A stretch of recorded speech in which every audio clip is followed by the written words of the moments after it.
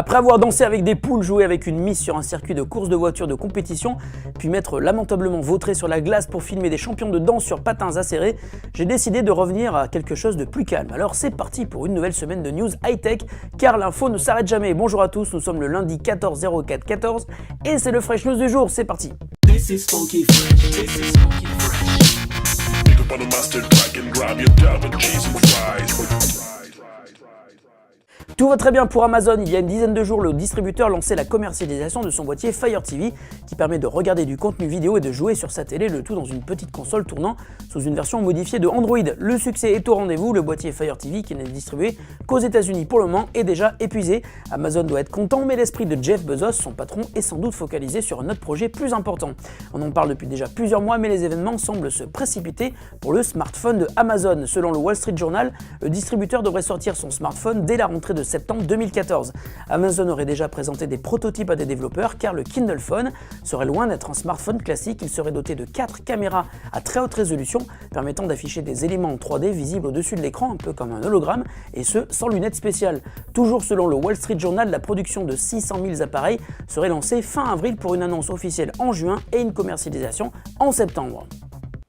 La guerre des réseaux sociaux fait rage plus que jamais, mais voilà encore une confirmation que les chiffres ne veulent pas tous dire la même chose d'une application à l'autre, tout comme leur utilisation qui en est faite par leurs membres. Ainsi, Twitter compte aujourd'hui 974 millions de comptes créés, c'est beaucoup. Sur le papier, il se rapproche donc du nombre de membres Facebook qui a déjà dépassé le milliard, mais le second réseau social le plus populaire au monde est constitué à 44% de comptes qui n'ont jamais envoyé un seul tweet. Ainsi, près de la moitié des membres de Twitter se contentent d'y voir une source d'information sans ressentir le besoin de participer aux conversations ou de démarrer les leurs.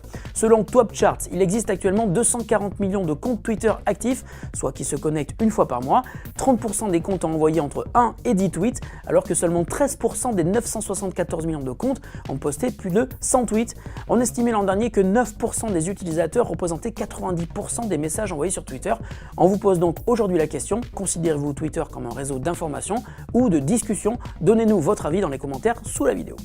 Vous entendez beaucoup parler de Heartbleed depuis quelques jours et vous recevez sans doute des emails de services web et mobiles vous incitant à changer votre mot de passe. Alors Heartbleed finalement, qu'est-ce que c'est?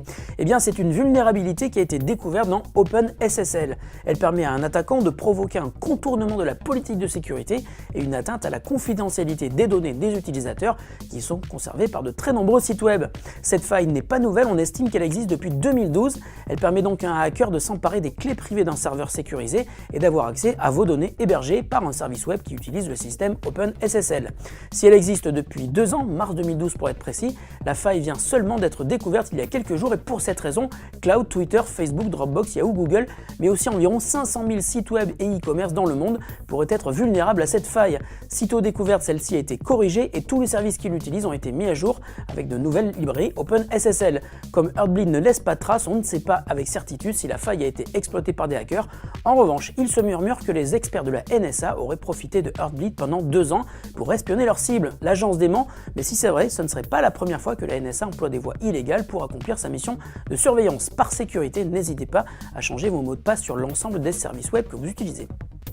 Et la double question du jour nous vient de The Collegy 6 et Superman qui nous interrogent sur les meilleures caméras embarquées à acheter pour filmer ses exploits en moto pour le premier et en skate pour le second. Alors salut les gars, premier détail à savoir, on trouve des caméras à tous les prix et en toute logique, plus le prix est bas, plus la qualité et les fonctionnalités laissent à désirer. En partant du pas cher mais du bon quand même, on peut te conseiller la caméra TNB Adrenaline Expert qui est une copie conforme des caméras GoPro et qui coûte environ 129 €. La qualité est pas mal du tout mais elle manque de fonctionnalités et la construction fait un petit peu cheap.